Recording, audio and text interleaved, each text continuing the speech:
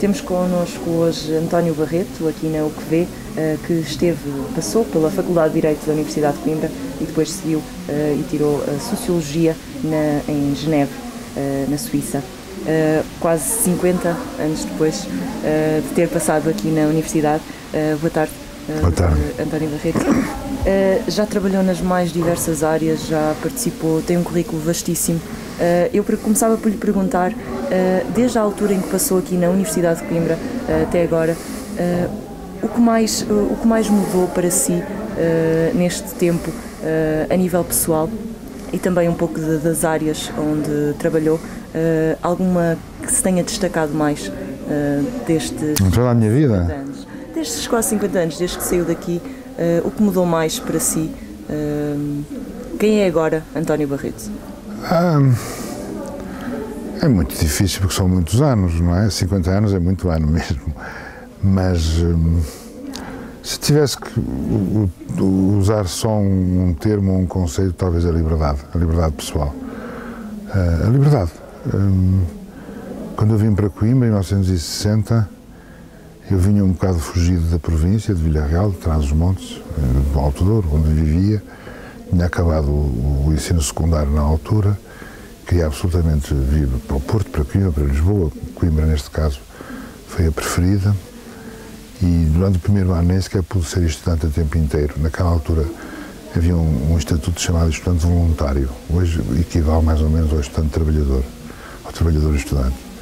Isto é, eu durante o dia trabalhava numa fábrica, era uma fábrica de bolachas que havia lá embaixo, na Pampulha e perto da estação de caminho de ferro, que eram as fábricas Triunfo de bolachas e biscoitos, e eu trabalhava no escritório durante um ano e à noite, era suposto estudar à noite para fazer as frequências, para fazer os exames no fim do ano.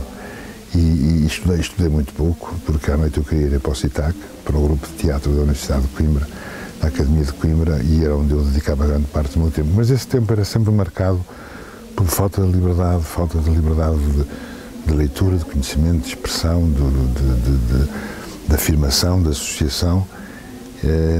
E eu, mesmo em Coimbra, que já era melhor do que Vila Real, eu continuava a viver apertado. Portugal era um país muito fechado, sobretudo culturalmente e politicamente. E quando fui embora para a Suíça, em 1963, por razões pessoais, por razões políticas, por razões militares, um conjunto de razões que eu tento explicar num livro no qual colaborei há pouco tempo, chamado Pátria Utópica, com os meus colegas do exílio. E se eu tivesse que resumir, acho que é a liberdade, é a mudança mais importante. Há mudanças incríveis. Eu às vezes olho para trás na minha vida, eu sou um menino do princípio da aspirina, do princípio da penicilina, do princípio das sulfamidas, talvez não do princípio, foi um bocadinho antes de mim, apesar de tudo não sou assim tão velho, mas eu lembro-me de ter aparecido a esferográfica, eu lembro-me de uma altura em que eu tive de tirar carta de conduzir bicicleta, quando eu tinha 10 anos, ou seja, 8 anos, para andar de bicicleta em Vila Real era preciso fazer um exame, tirar uma carta, tinha que se provar que se podia andar de bicicleta. Isto é um outro mundo, um mundo completamente diferente. As mulheres não podiam ter uma conta no banco, as mulheres não podiam alugar um quarto, alugar uma casa, alugar um apartamento em nome próprio, tinha que ser os maridos ou os pais. E o que mudou foi muito, muito, muito, muito. Se tivesse que resumir, volto ao princípio. A liberdade individual, a liberdade de movimentos, a liberdade de conhecimento, a liberdade de expressão é a mudança mais importante. Acha que essa liberdade hoje já a encontrou ou ainda é quase? Nunca se encontra, até o último dia, nunca se encontra totalmente, nunca está adquirida, está sempre em perigo.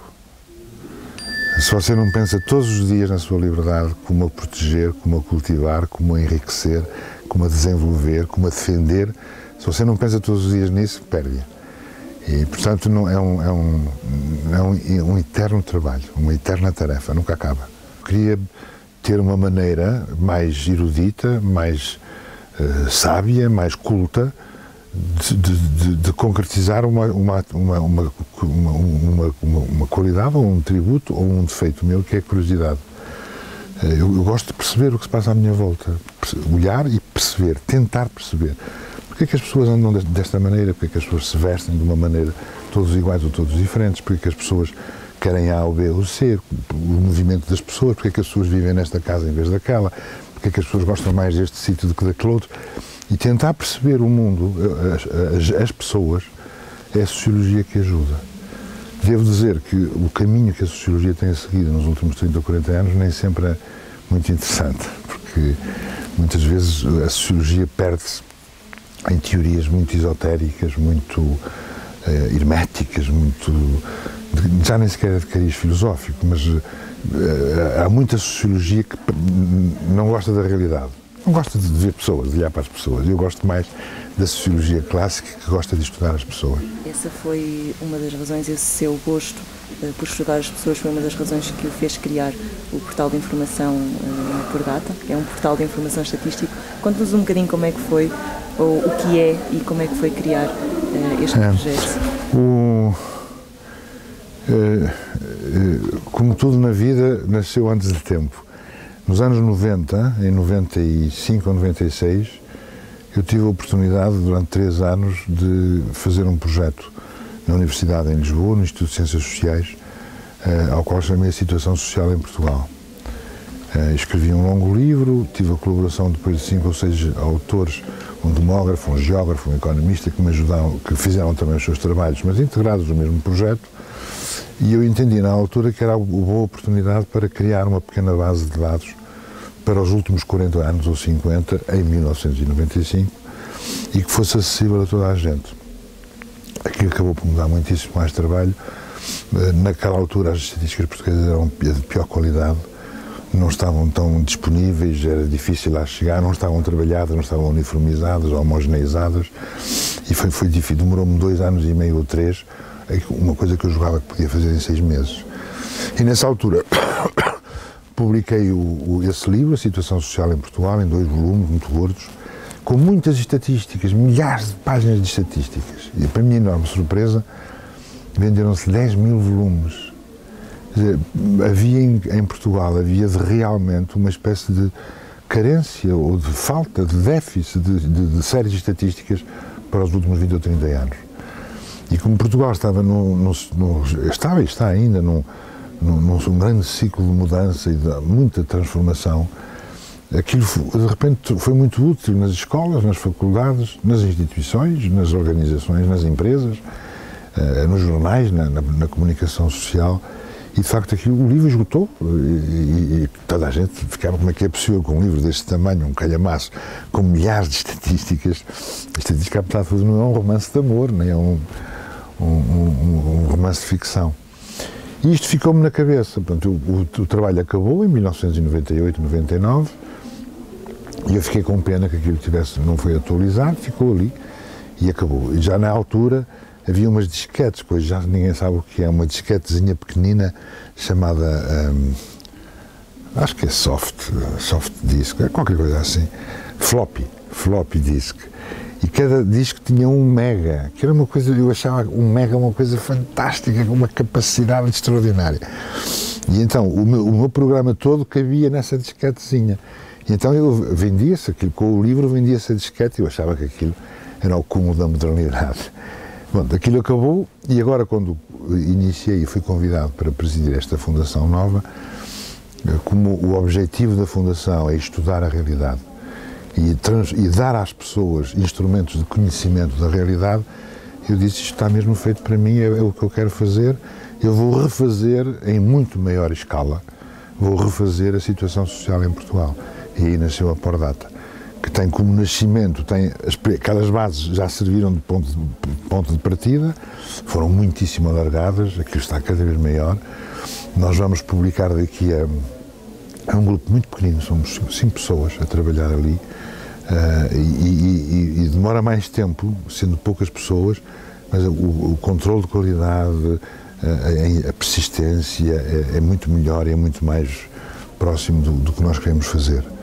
Nós vamos pôr agora, daqui a 2 meses, vamos pôr no ar mais uma base de dados enorme, que são os 308 municípios, todos os municípios de Portugal, que para cada um fazemos o retrato dos últimos 50 anos, que é uma enorme massa de trabalho colossal.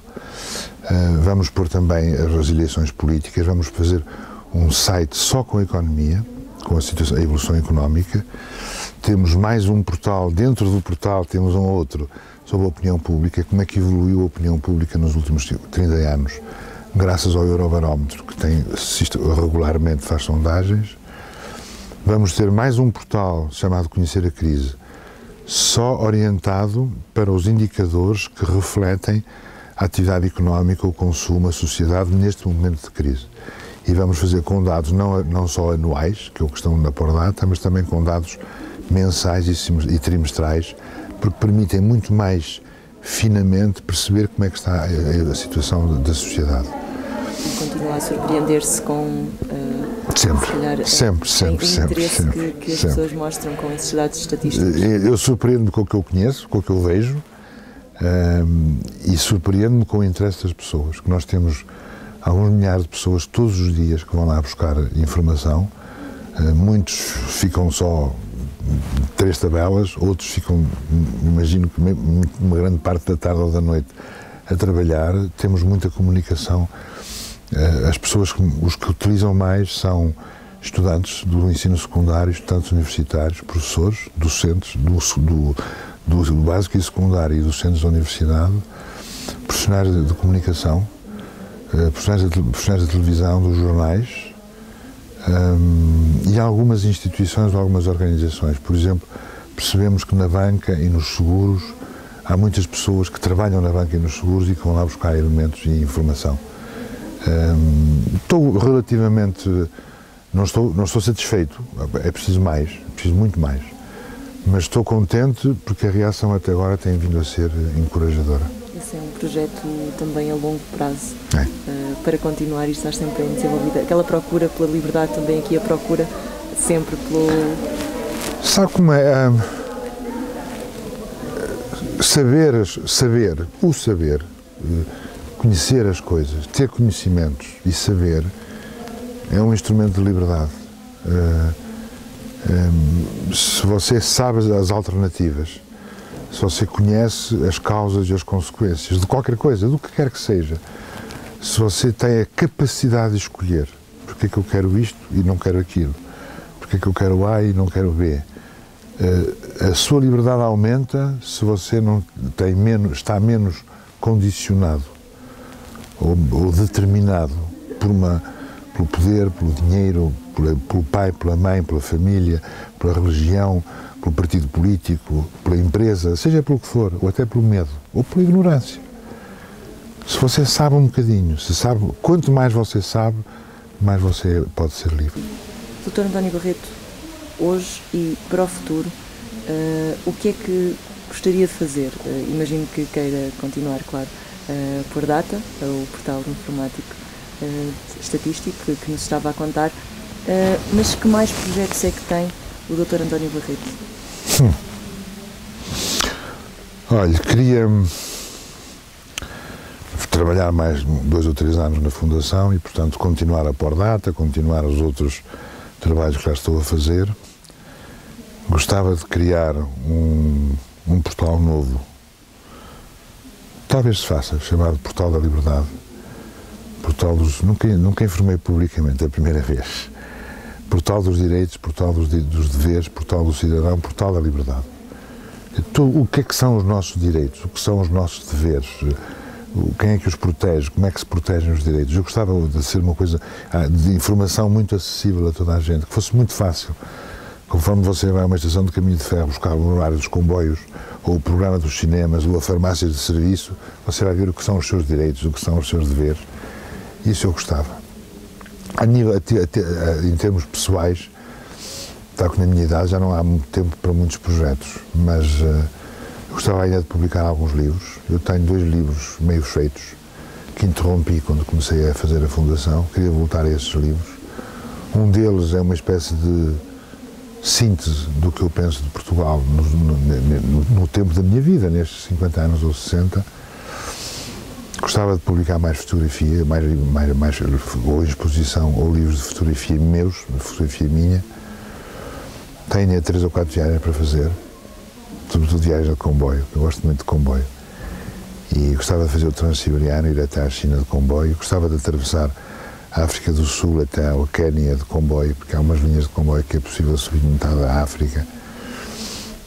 Já fiz algumas das grandes viagens de comboio que se podem fazer. Fiz a Transandina, que é desde Santiago do Chile até o Lima, no Peru, que é uma coisa enorme, lindíssima, passando por sítios maravilhosos, pelo Lago Titicaca, por Bolívia, por Peru. Já fiz as Montanhas Rochosas nos Estados Unidos, de costa a costa, passando pelas Montanhas Rochosas. Isso eu gostava de fazer ainda. Como vê, ainda tenho alguns projetos. Uns projetos invejáveis. Muito obrigada, Dr. António Barreto. Obrigado, por ter conversado connosco. Este foi mais um De Perfil.